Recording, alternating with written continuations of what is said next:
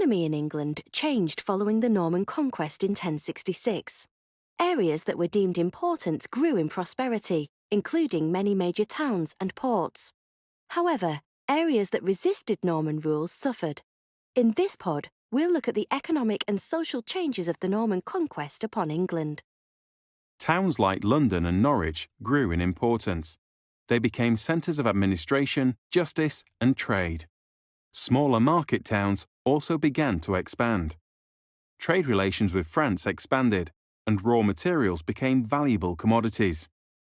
In a National Archives study of the Domesday Book, it was revealed that new towns were formed next to sites containing raw materials, particularly salt and iron.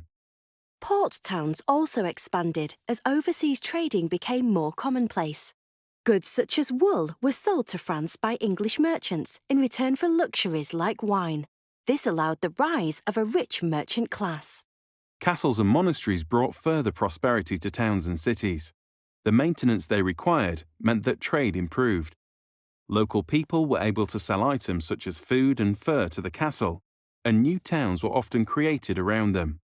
The town of Bury St Edmunds, created from a former town in around 1080, is one such example as it was built around a monastery.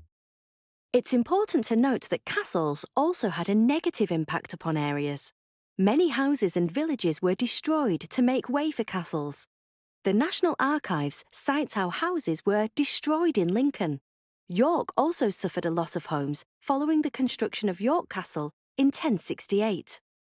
Rural life changed very little, remaining heavily focused upon agriculture. Peasants worked long hours both on their land and on their lord's demesne. Houses were very basic one-room shelters made from wattle and daub. This was typically a mixture of manure, hay, and clay. Animals were very expensive and held great value. They provided vital food and the material used for clothing. In order to keep them alive, they would live indoors with the family during winter months. The life of most peasantry was dominated by the seasons and farming. During spring, seeds were sown by hand. In the summer, crops were harvested and berries gathered. In autumn, land was prepared for the following season.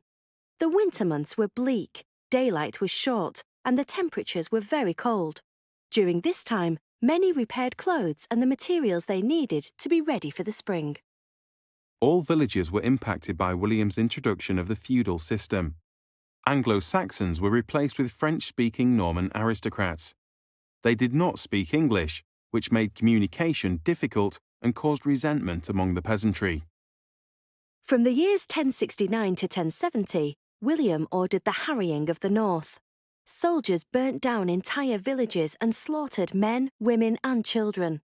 Livestock were killed and crops were ruined. Those who survived were likely to starve to death in the brutal winter months. This had a huge impact upon the economy, which can be clearly seen in the Domesday Book records. Lands that were previously hospitable and fertile were classed as waste. Recovery was very slow. In Yorkshire and North Riding, around 60% of all holdings were still classed as waste in 1086. Prosperous areas of the country lost 60% of their value when compared with 1066.